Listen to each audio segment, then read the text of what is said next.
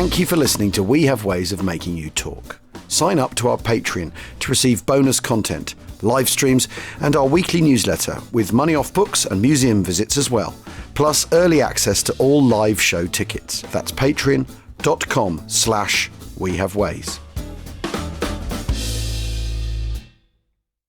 Hey there, Ryan Reynolds here. It's a new year, and you know what that means. No, not the diet. Resolutions. A way for us all to try and do a little bit better than we did last year. And my resolution, unlike big wireless, is to not be a raging and raise the price of wireless on you every chance I get. Give it a try at mintmobile.com/switch. $45 upfront payment required, equivalent to $15 per month. New customers on first 3-month plan only. Taxes and fees extra. Speed slower above 40 gigabytes on unlimited. See mintmobile.com for details. This episode is brought to you by Atlassian. Atlassian makes the team collaboration software that powers enterprise businesses around the world, including over 80% of the Fortune 500. With Atlassian's AI-powered software like Jira, Confluence, and Loom, you'll have more time to do the work that matters. In fact, Atlassian customers experience a 25% reduction in project duration per year. Unleash the potential of your team at Atlassian.com. Atlassian. This episode is brought to you by Indeed. We're driven by the search for better, but when it comes to hiring, the best way to search for a candidate isn't to search at all. Don't search, match with Indeed. Use Indeed for scheduling, screening, and messaging so you can connect with candidates faster. Listeners of this show will get a $75 sponsored job credit to get your jobs more visibility at Indeed.com/SBO. Terms and conditions apply.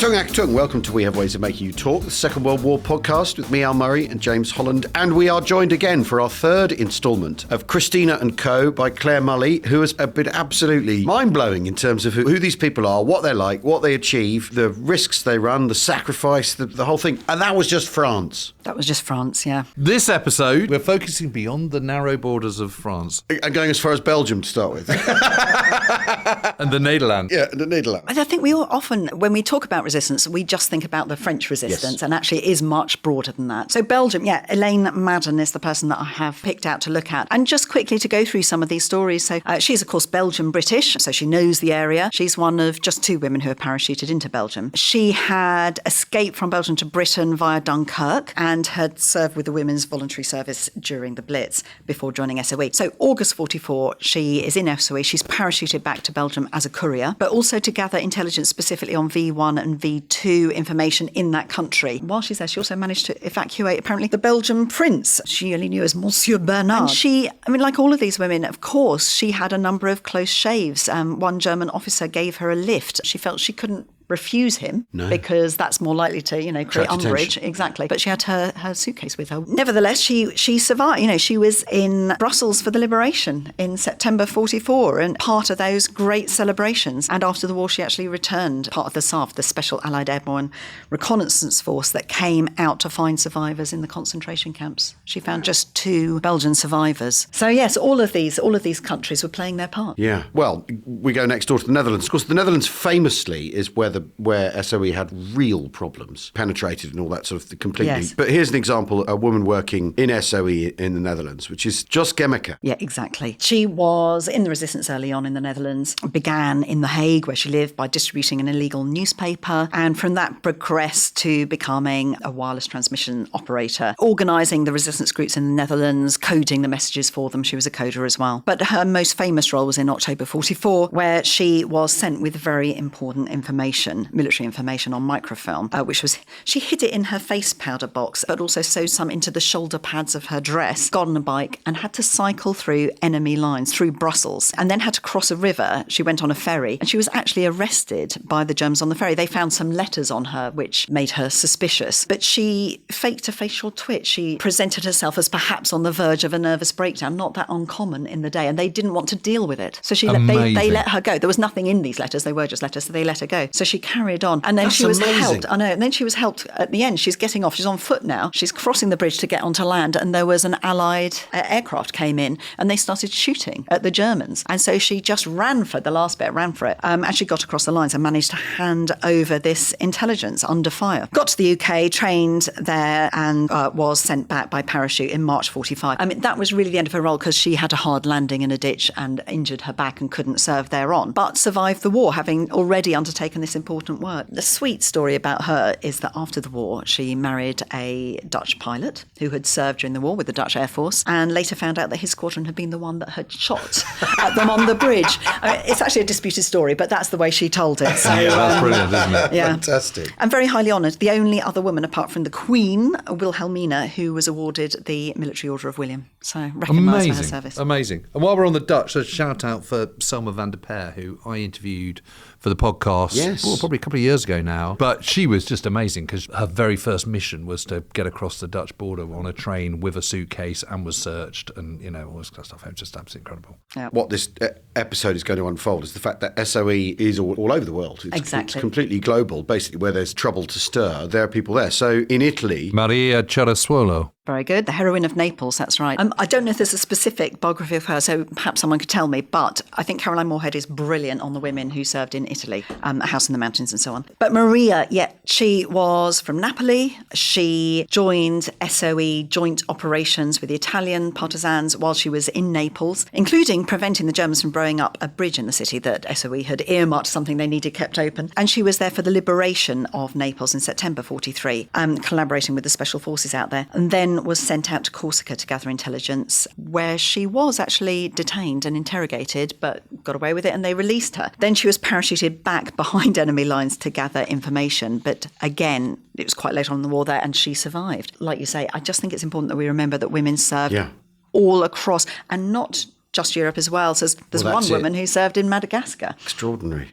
Bertha Meyer. Amazing. Well, you love a bit of Madagascar. I love a bit of Madagascar. It's a Vichy French colony, but global location. Certainly after the fall of Singapore, and the Japanese are looking west, and maybe they're going to set some subs up there, and then the Cape's threatened, and then the global war effort, and so on. Bertha Meyer. Exactly.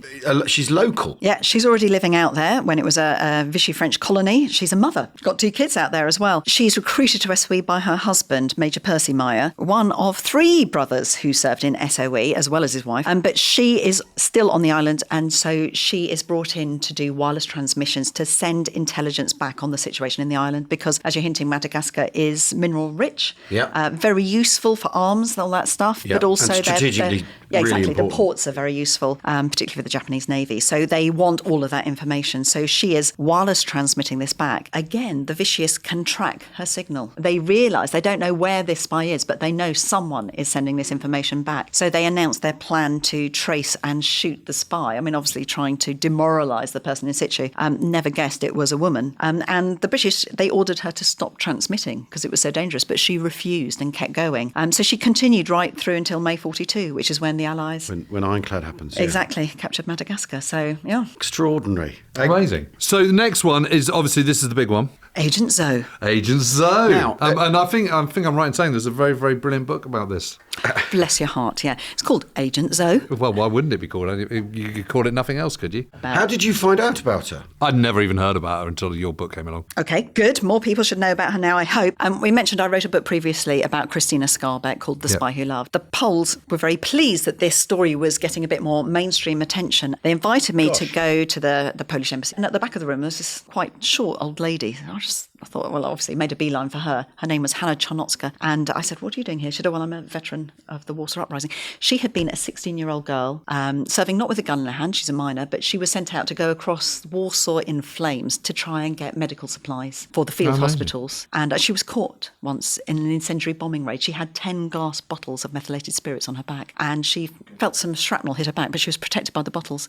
But one broke. And she had this strange sensation of suddenly feeling cold in a burning street because the meths had soaked through the bag, through her shirt and into her back. And she looked at me and she said, you know, Claire, I knew then that I was going to die because I was a petrol bomb. But she just kept running and she made it back. And all they said to her was, "You've broken one of these." I mean, that was the conditions of the Water Uprising. Anyhow, and then she said, "What are you doing?" And I was just like, "Well, I'm just a reporter, I'm just wrote these stories." And she said, "Oh, who?" I said, "Christina Sparback." She said, "Amazing woman, Christina Sparback, great. But why didn't you write about the real heroine, Agent Zoe?" I was like, "Oh my God, who is Agent Zoe?" So that's what set me off on this years of research, extraordinary research. And eventually I've brought this story to light. And of course, Zoe's story is deliberately kept hidden because she was Polish. She was the only woman to parachute from Britain to Nazi German-occupied Poland during the war. And she served, the Gestapo actually arrested her entire family. She served in a number of roles and eventually took part in a key strategic role in the Warsaw Uprising. Amazing. But survived the war, and her story was deliberately hidden by the Soviet-backed communist regime. So she was deliberately written out of history. So I am particularly pleased to bring these stories back that should be better known. Yeah. Her life it's bonkers. It's the stuff she got up to. It's completely, it's not unbelievable. Obviously, right at the start of this, we said, this is just truly extraordinary. But you said how this. she's still alive at the end of it is just amazing. But you said this is why I don't write novels. Yes, exactly, because people wouldn't believe it. They think I was making it up. Her name is Elżbieta Zawadzka, I should say, or now General Elżbieta Zawadzka, although she is no longer with us. Claimed to be one of the very first women to serve in the Second World War because she was already in uniform. She was with the Women's Military Auxiliary training organisation before the war. At 5 a.m. on the 1st of September 1939, she is woken up by a series of explosions. And of course, this is what we now call the Blitzkrieg. In the early hours, she is up in uniform and in action. She actually served in the defence of Lvov, great peril, of course, and then could have got out. She's helping to keep the route open for the majority of the Polish armed forces. 35,000 troops were got out through Lvov, and although Poland was forced to, was occupied,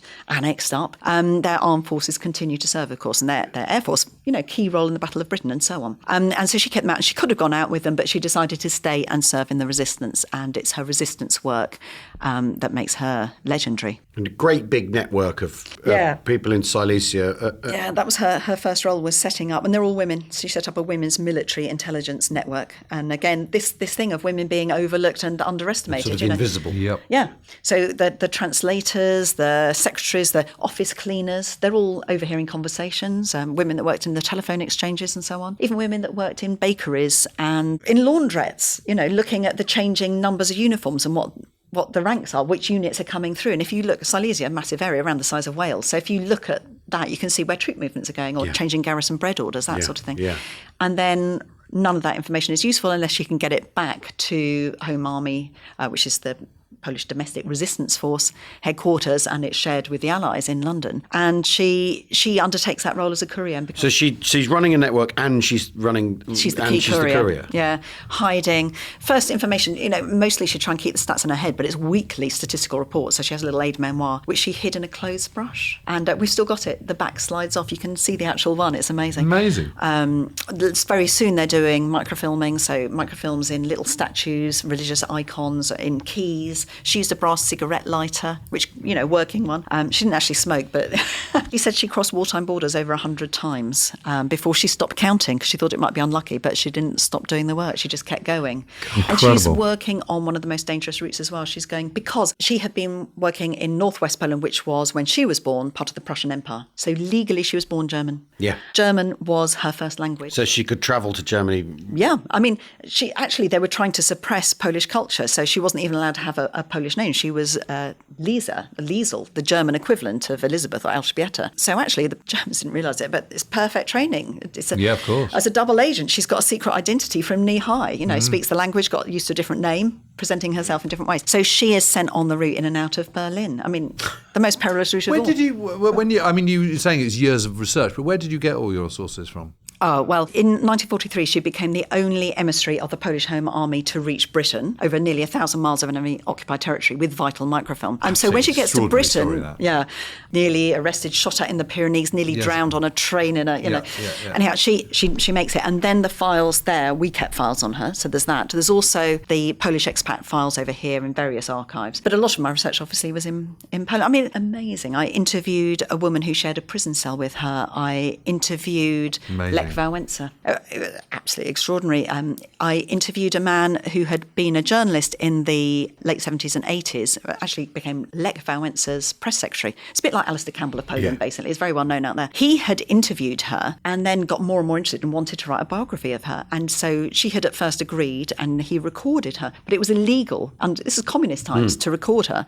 And he found the best tapes to record her on were the state propaganda tapes. So he ended up putting a bit of sellotape over the tab and he recorded this testimony of a freedom fighter over the propaganda of the communist regime. It just couldn't be more perfect as a metaphor for it. God, incredible. And then he showed her a bit of a draft for one chapter and she hated it because she didn't want it to be all about her. And he was like, well, it's a biography, you know. So she made him promise he wouldn't do it. And he said, I kept my word, I had to. But, you know, here you are, Claire. And he pushed 27 tapes across the table to me. All sorts of interviews and stuff that haven't come to light. So, yeah. God, that's a... How's your Polish? It's getting better. Well, everyone should go and read Agents of SOE. It's just, again, it's just another of that's these the tip of the iceberg. Truly extraordinary. Exactly. You've given us the tip of the iceberg there. Yeah. It is absolutely. It's boggling. She saved thousands of lives, that woman. So, yeah, very important story. We'll take a break and then we'll come back to keep talking about this extraordinary subject. Humbled what these people I'm humbled, yeah. We'll see you in a second. Kroger Delivery has one mission: to deliver the freshest food right to your door.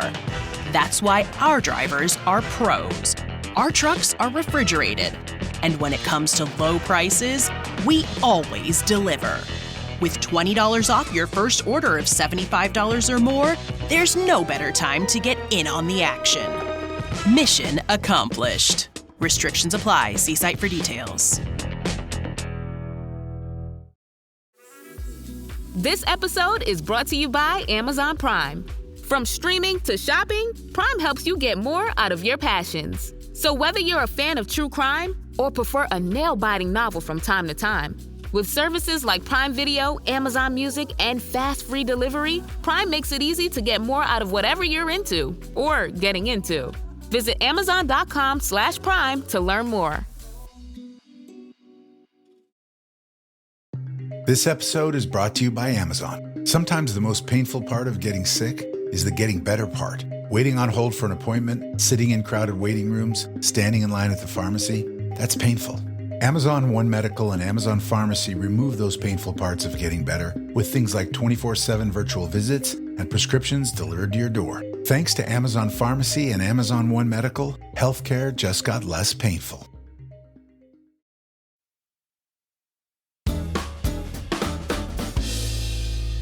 Welcome back to We Have Ways of Making You Talk with me, Al Murray, James Holland, and Clare Mulley, who is offering us this extraordinary... It's 3 episodes and it feels like it needs to be more like 15, doesn't it? We could do that. Well, yeah. You found ways of making me talk. It's fair to say, because there is debate, or has been debate, not about SOE full stop, before we get into the subject of whether the effectiveness of female SOE agents. Well, Max was very damning in his book, recently, as Max Hastings very recently has said, it's all pointless, didn't achieve anything. Didn't shorten the war by a single day. All that well, like you say, it's controversial. There are opinions on both sides. I'm on the other side. No disrespect. I mean, I think what is hard to pull out how much individuals may have contributed to give that. I mean, how do you equate it to something else? You know, it's very distinctive work. Well, it depends how you're looking at it. If you're looking at it in terms of, warfare in itself, then causing friction for the enemy is incredibly important. Huge diversion of resources. Yeah. I think the key roles, I mean, some of the units, including the Mel units, you look at Norsk Hydro, for example, very clear, massive impact there. Yeah. The heavy water project. Yes. But other areas, I mean, D-Day, again, just the slowing down of getting German reinforcements up to Normandy. Das Reich only got there 6 weeks later or something. They should have been there in a week and a half. Yeah. That made a massive, significant difference. Creating... It did, because by the time they got there, it was just in time for Cobra, and then they got overrun. And they've been written down on the way up, because they've been held up and traced and followed, and air interdiction, which is only possible because you've got people with eyes on them. Exactly, and you can trace that back to the Macassar Shall I group, read what including Gubbins that said of about it? Pearl Witherington. Yeah, go on. Say what did Gubbins say? Bear in mind, this is from a misogynistic age. It was very much an experiment to use young girls as signallers, As so much of our work, our lifeblood in fact, depends on efficient and quick comms. No other personnel were available, so we had to create our own, and they were magnificent, immensely conscientious and enthusiastic. Well, that's a little bit patronising, I would say. But at least it's positive. You know what? Those girls are marvellous. You introduced it perfectly, Jim. Yeah. I always think that the legacy that these women had was the same as the legacy of the men. They contributed to the defeat of Nazi Germany. There is a significant contribution made by the resistance in partnership with the SOE that was sent out to support them. And particularly by 1944, talked about this before on the podcast about resistance, that no one's much interested in 1941. Which way's the war gone? It's not going in the Allies' favour. But by 1944, the die's cast. It's obvious which way things are going. It's easier to get people mobilised and get people involved. And of course, the French men don't want to work for the Nazi state, which sort of tips things in the Allies' favour. And then you need stuff happening all over France to get the Germans to take their eye off the ball, don't you? Yeah, a lot of it is diversion as well. Absolutely right. It's incredibly important. I mean, as you know, I huge respect Sir Max and his things, but I just couldn't disagree with him more. I mean, I just think it had a huge purpose. Yeah. Resistance and the efforts of SOE. And if you look at what Eisenhower said after the end of the war, he said, supported by SOE, the resistance throughout the whole of occupied Europe played a very considerable role in our total and complete victory. I think this is someone who knew, In no other war has the resistance been so closely entwined with the regular field of war. I consider that the disorganisation of enemy railway lines, communications, the pursuit and ambush of German road movements, and the continual tensions imposed on these organised forces throughout the whole of occupied Europe played a very considerable role in our total and complete victory. I think it's the continual tensions imposed on these organised forces throughout the whole of occupied Europe, which I think the sabotage bit is obvious, but it's as you say, it's the tying down of troops. It's the fact that no one can relax. It's the straining of nerves. But it's the thing we talked about when we talk about the SAS's role in North Africa, where there is no population. But what you're ending up, because you're attacking airfields, what you're doing is that you're forcing them to guard them, and that's every single soldier.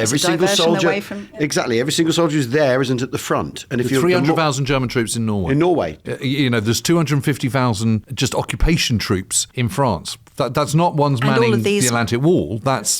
And all of these maquis are not working in the factories. Yes. It's draining resources in a different way as well. There's multiple That's a really, really good point. That is a really good point. I am always a little struck that anyone thinks it didn't work. I sort of think, well, it's all part of a broader effort. Exactly, part of a broader effort. The main memorial to the SOE, to the SOE who did not return, male and female agents, is called the Spirit of Partnership. And that's exactly how we should see it. Not just male-female partnership, but SOE and French resistance partnership, and partnership in the other countries as well where they served. This is a group effort, and that is how we really need to judge them. But by the same token, it's not that they're sending off teams of women. No, they're working alongside in mixed teams. Exactly. And I am delighted to do this set of podcasts focusing on the women, because the women's stories have not been told, or if they are told, they tend to be told in fairly romantic terms. We honour their courage, and we rightly pay homage to the ultimate sacrifice that many of them paid. Absolutely. But we are much less good talking about their achievements. And so it's great to restore that balance. But I hope next time I come back, it'll be talking about the men and the women. Yeah. Let's do this and let's take it on. The balance of this, of course, is a cost in lives. I mean, not just to the agents, but also to civilians that get caught up in all of this. And it's not inconsiderable at all. But, to say it's not worth it, SOE and resistance has no effect is clearly absurd. Well, because we're only talking about 300-400 people in total in France, for instance. Yes. So bang for buck. And we talk about steel, not flesh as the Allied way of trying to win a war, where you try and use as few people as possible for maximum effect. There it is. This is a good example, exactly. A perfect example. I've seen it written somewhere, an estimate of the resistance contribution in France being the equivalent to 5 army divisions. Now, I don't know how somebody would calculate that, but they're thinking along the lines that you're talking about, effective use of personnel. Yeah, I think inarguable. If you're a German Major General and your division can't get from A to B because it's being mucked about, if you're German Major General, you'll probably resort to reprisal. Yeah, it also means you can never relax, because you don't know when someone's going to be taking a pot shot at you, or when a truck's going to be blown up in the middle of the road, or whatever, Well, but there's also the calculus, isn't there, that reprisal stiffens the will of resistance. After all, it doesn't deter resistance. No, does exactly the opposite. Or can often have precisely the opposite And you effect. see that in France, of course, you massively see that in Poland. Well, you see that as in Italy as well. Yeah, exactly. Yeah, all over the world. Now, what remembrance is there, though? I think it could be better. Yeah, I mean, there is some. There's a lovely memorial to Violet There is. Darbo on the embankment. Albert Embankment, yeah. I mean, that is opposite the House of Parliament. exactly that. Yeah, that's a memorial to all of the SOE. And they chose Violette Szabo, probably because she was the most famous at the time to represent them all. In terms of public recognition or memorials like that, there is Memorial in Whitehall, I can't stand, that was unveiled in 2005. It's to the women of World War II, like to all of them. So that's 7 million women in thousands of different roles. And what it is, it's this hollow bronze plinth It's the uniforms, that basically isn't it? represents a coat rack. But it's ridiculous. The one thing that unites all these women is not a single one is represented. There are no names. There is no actual woman on there. They're all there by their absence. So I find that quite difficult. There is the Albert Embankment Memorial, the SOE Agents Memorial, as you mentioned. I mean, there are a few more. There is, again, beautiful sculpture of Norin Khan. And there's a bust of Christina Skarbek in bronze that you could see at Ognisko, the Polish club in London. So there's a little bit more. There's another memorial at Tempsford on the village green. That's where RAF Tempsford was, the Special Duty Squadron home that sent most of these women out from there. The plinth of it remembers the Special Duty Squadrons, 161 and 138, but the white marble on top, that names the 75 agents from those 13 different nations that were flown out. And also Christina Skarbek, although she was flown out from North Africa, the only one, but didn't want to leave her out. Yes. But, there is still some sort of debate about some of these women, such as Sonia Ostrzelski, and I think maybe we'll talk about her a bit more. But there are other British memorials, and Sonia's remembered at some of them. So there's the Fanny Memorial at St Paul's Church in Knightsbridge, the Runnymede Air Forces Memorial in Surrey, and at the National Arboretum in Staffordshire. So there are a few, but I think we could do more. Yeah. And of course, the Spirit of Partnership Memorial in France to the F Section agents. I've never been to the National Arboretum. I've never quite sort of got my head around it. No. I haven't either. No, none of them. And that's sort of slightly my point. On the M6 Has toll anyone? road. Well, I don't know. I was meant to go. Yeah, so was I. I've been meant to go a number of times. A lot. And We it's should go. Yeah, I think probably. Where is the Valençay Memorial? So France, again, near Vatan. It's there because that's where George Begway, who was the first SOE agent sent to France, did a blind drop. No one knew he was coming. He set up the first radio contact. He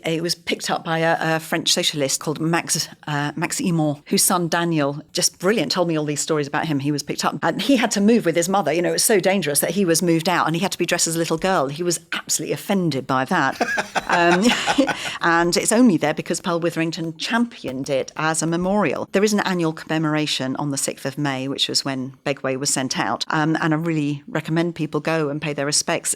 Lillian Rolfe's twin sister Hélène went every year. I mean, I used to meet her there until she died.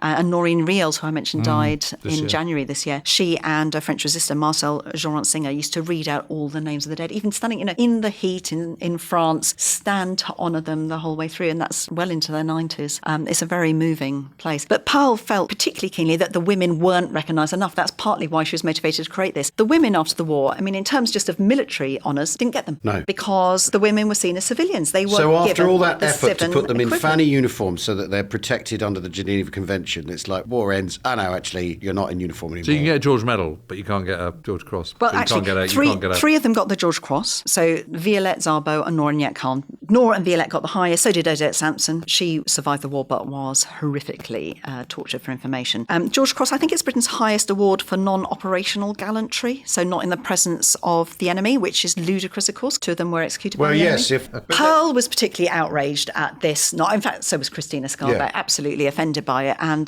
Pearl refused her. She said there was nothing remotely civil about my service. Thank you very much. Well, she's running an army. I mean, let's be honest now. She's running an army. It was only 60 years later that she was given her RAF wings. Insane. And for her, that's what mattered most, to get that. That's what really meant something to her. So, yeah, I mean, it was one of the great ironies of this history, isn't it? That it was the lack of recognition that helped to make these women so useful as agents, that enabled them to have agency because they were overlooked, because it wasn't expected that they'd be serving. But that lack of recognition continued even after their service, after the war, where the misogynistic oversight continued and they weren't given the equivalent honours to the men. And not just honours. A lot of the men who'd been in SOE were given work, continuing worthy of their service and experience, the women not. Yeah, whereas others have to go off and become an air steward on Yeah, exactly. Air France. Christina Skarbek, if you look in the files, they say, at one point they say, are you being a good girl? And they said she's very hard to place as a secretary. Well, it's because she didn't have secretarial skills. Yeah, but she could certainly...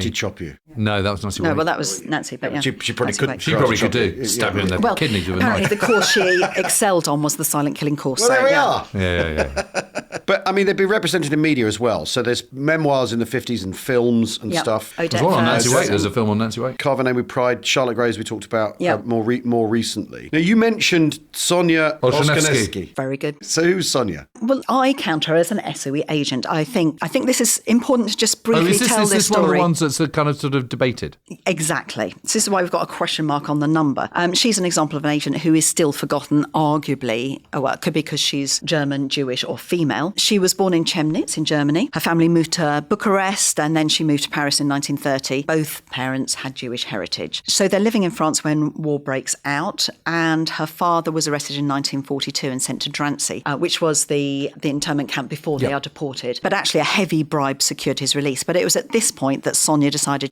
she has to play her role. She joins the French resistance against her mother's wishes, begging her not to. So she's recruited locally inside France, and she serves as a courier with this juggler network. It's a Jewish network. It's a sub-circuit of Prosper. And she is active also, not just as a courier, but active in sabotage of a munitions train. So she's playing an important role. And she is arrested in January 1944, and she's sent to Fresnes prison. While in Avenue Foch, she meets 3 other female SOE agents who've been arrested: André Borel, Vera Lee and Diana Rowden. Also, Yolande Beekman, Madeleine Damamont, Elaine Puman and Odette Sampson are already there. Of all of that group of women, only one will survive, and that's Odette. And Sonia is sent to Karlsruhe prison, which you mentioned earlier, Jim. And there she's given forced manual labour, during which apparently she reportedly heard Allied aircraft flying overhead. That's what kept her going, to hear that fight back. But in July 44, she's sent to Natzweiler Struthof with André Borel, Vera Lee and Diana Rowden. Women were very rarely sent to Natzweiler. So this group of women are noticed by the other prisoners, one of whom was later an artist for Vogue magazine, and Brian Stonehouse, and he drew them in case that would help them to be identified. That drawing you can see, actually, it's in the Special Forces Club. I don't know if it's a copy of it, but you can see that. She was misidentified as Norinjak Khan. It looks slightly unlike hers. From there, they were executed, murdered there. They were taken to the crematorium building, and each in turn was vaccinated against typhus. This is the story that you were Yes, mentioning and one earlier. of them wakes up. In fact, it wasn't typhus. It was, of course, fennel. It was poison. And yet when they were unconscious, one of them reportedly, a witness did that, one of them woke up and fought back and scratched at the face of the guard, and one of these guys was found with the scratches on his face. And she was forced into the crematorium oven while conscious. God, Jesus Christ. I know. We don't know which woman. And Vera Atkins discovered this, doesn't she? Exactly. Vera, in her post-war investigations, Sonia isn't recognised because she was recruited in the field, didn't go back to Britain. Her details weren't wirelessed over to Britain, so she wasn't officially put on the books. But there she is, doing the job with an SOE circuit. Alongside these other women. Agents, what is the discrimination that we're doing here? Now, as far as I know, there isn't a biography of her. Please, someone go and write a biography of this woman. I mean, she is recognised in the Arboretum that we're going to visit together, guys, but she's still missing from both the Tempsford Memorial and the Valence Memorial. She's not officially on the books. Now, even some of the male agents who were commissioned in the field didn't get to Britain. They are still recognised, They're right? commemorated and recognised, yeah. Sonia could have been treated similarly, but she wasn't. Maybe because she's female, maybe because she was German, maybe because she's Jewish. I don't know. There's a lot of things here that she'd have faced as prejudices. But for God's sake, we need to be better than this. Yeah. Yeah, I couldn't agree with you more. No, that's a campaign to get behind, isn't it? What amazing. a fate, though. Honestly. Well, Claire, thank you. I mean, the thing is, what we've tried to push against here is that they're overlooked, that they are romanticised, and I think we've succeeded in that. So thank you. I mean, My honour. These are amazing stories, and your notes have been comprehensive and just fantastic. Take us through this story. I mean, one of the points you make right at the end is these books are still in the women's history section. I still sometimes find my books, I look in military history. Oh, I see Al Murray, James Holland, fantastic books. Sometimes mine are there, sometimes they're in women's history. This is ludicrous. Women's history isn't apart. It's not distinct. It's part of the same history. Yeah. Right. And, often I talk at events and I'm put on a panel with other women, and there are some other great women working in this area. Absolutely, due credit. And we can have a really good debate. But we shouldn't only be on a women's panel, and I think it's important. I will always take the invitation. I will always work to get these stories out there, but it should be part of the integrated whole. And I think it doesn't just tell us about the women's stories. It helps give us a richer picture altogether. Well, spent a good 5 minutes earlier on talking about the strategic picture and where people fit where this effort fits into the strategic picture of the entire Second World War. Big war. You know, Phil Payson O'Brien's idea of big war, which is that all cogs are all working towards bombing a factory and stopping a tank engine getting to a front line means there's no tank at the front line. So it's as important as the front line. This is part of that. Effort is greater than the sum of its parts. That's where this fits in. And you can't study this in isolation. Within the strategic picture, let alone it being women or women's history, it's part of the Second World War history, which after all is a people's war. These are the people. I mean, I always kind of think it always comes circling back to this. It's a people's war. It involves everyone in every aspect and every part of their lives, and they're caught up in it whether they like it or not. And this story and the Allied idea of steel not flesh, bang for buck, in terms of the effect on the German army and the German war effort, it's really, really important. It seems so obvious, doesn't it? When I was doing my book on Christina Skarbek, while I was doing my research, a male historian wrote a story which appeared on the Telegraph website saying, what can this woman write about the Second World War? Here we are. We have made quite a lot of progress. I have to say, we are getting there, and thank you guys for having me on. But there's still more to do. We know we need to ensure that this history is remembered, right? I couldn't agree more. Yep, I couldn't agree more either. Thanks for making sure that we do. Thanks, everyone, for listening. Clare Mulley has been our brilliant, extraordinary guest. And guide through this. And Claire will be back. Thank you. Most definitely. But thanks again, Clare. I mean, this has been absolutely brilliant. A tour de force. Yeah. Thank you, guys. It's been great to be on here. Well, thanks for joining us. We'll see you very soon, everyone. Thanks for listening. And don't forget, we have Wastefest, of course, in September. We'll see you very soon. Cheerio. Cheerio. Bye.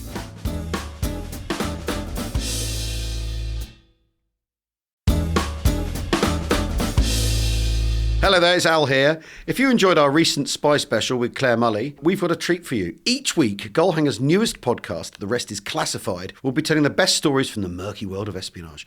It's hosted by former CIA analyst David McCloskey and national security journalist Gordon Carrera. So far, they've covered the CIA teams who went into Afghanistan. That was my favourite, to be honest with you. Teamed up with the warlords and overthrew the Taliban in the weeks after 9/11. The founding of MI6, which is more bizarre a story than you ever might imagine. Bashar al-Assad's assassination of the former Prime Minister of Lebanon. And his running Syria basically as a sort of meth den. And how the North Korean security services rob banks, basically by sending them their sort of emails you shouldn't click on. To give you a taster, here's a clip from this week's episode all about Anna Chapman, the Russian spy who operated at the heart of London and New York society. I'll say, Gordon, I think her process of becoming an intelligence officer, I see it as kind of a more organic, step-by-step process, because that's a bit of how the Russians operate. We tend to think of the categories of like, are you an asset or are you not? Or, are you an intelligence officer? What type are you? I think in the West, particularly in the States with CIA, we have more rigid categories for these types of people. I think the Russians are pretty fluid with it. And the Russians, really, what they care about is, do you produce? They care less about whether are they a formally recruited asset or are they not. At CIA, we cared a lot about that, and the words mattered for what you called somebody. But I think with the Russians, it's a little bit more like, can she give us interesting things?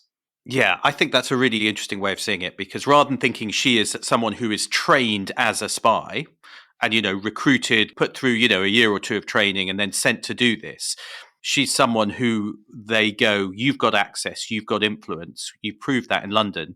Let's start using you and training you up as you go to become a spy. And I think, it's worth reflecting here about the way Russia spies, which is slightly different as well, in that one of the things that they do is use these people under what they call illegal cover, which it's a kind of odd phrase. But the contrast is they think of someone who's under diplomatic cover. So a spy who's working at the embassy, they have legal cover because they've got diplomatic immunity. And if they get arrested, they can't be arrested, they just get expelled. But an illegal is someone who doesn't have, if you like, diplomatic cover, but is blending into a society and who is moving around with it, kind of swimming in the waters, hopefully unseen. And it's a particular type of spy which the Russians specialize in. Well, and she'll be a particular type, won't she? Because when you think of an illegal, the show that really captures this dynamic is called The Americans. And the premise is it's, sort of Reagan era United States in the 80s, height of the Cold War. And the premise is that there are two Russians who come to the States. They're living under assumed identities. typically gleaned from fabricating kind of a passport based off a real person who may have passed away when they were 2 or 3 or something, like sort of taking the identity. I think the Russians call it tombstoning, but living under a false name. And Anna isn't going to do that, although she's got that great last name Chapman, which can kind of mask the fact that she's Russian. She's not hiding who she is, right, at any point. So in some respect, she's a little bit like a CIA officer who'd be under a commercial cover, who is probably operating with their real name, but hiding the fact that they're working for CIA, right? But she's sort of not your illegal who's taken Argentinian documents and come up with a new identity. Exactly. And I think the Russians were famous, and the Soviets, for using these deep cover illegals who they trained for years, and they trained them to actually pose as being another nationality. So you take a Russian and you'd make them into being a Canadian or a Briton or an American and insert them with the identity of a real, maybe a Briton or an American who died, and have them kind of embed themselves deep in society. And the idea was that they could then do things which a Russian couldn't do. They could move in circles and not be as suspicious. And so that was your classic deep cover illegal. But what I think we're seeing here in the 90s and 2000s is a recognition by Russia that times have changed. And for 2 reasons. I think one is that it's harder to do that kind of deep cover stuff. One of the reasons is biometrics, because you've got kind of passports, you've got databases. It's harder to kind of create a fake identity and then sustain it when, whether it's fingerprints or DNA or facial recognition, to use different names and different types of cover. But also, one of the reasons that they needed to do this in the kind of 20s and 30s and in the Cold War onwards and use these illegals was because Russians couldn't move easily in Western society, where suddenly you've got this period where, as we said, from the 90s, the 2000s, Russians can come into London. They can move around London. That's not suspicious. There's not a kind of barrier to it. So Anna, I think, is emblematic of this new type of spying that Russia can do, which is no need to do the deep training for some illegal spy, but take someone who's already moving in between the two societies or has got links in London or somewhere, and just train them up, use them, make the most of them, because they're there. They've got the ability to kind of meet people and talk to people and move in interesting circles. So to hear more, search The Rest is Classified wherever you get your podcasts.